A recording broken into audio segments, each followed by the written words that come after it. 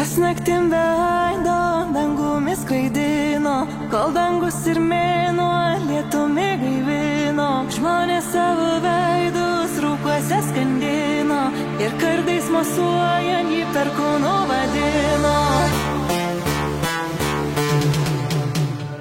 Kai nubudo žemė, jam karūna nupynė, sunokino sodų, žiedus sužydino, lietumi gaivino, švelniai veidus prausė ir perkūno laukiant jo vardą šaukė.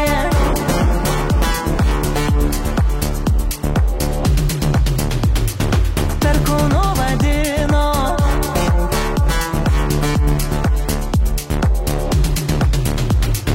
Perkūnu vadino.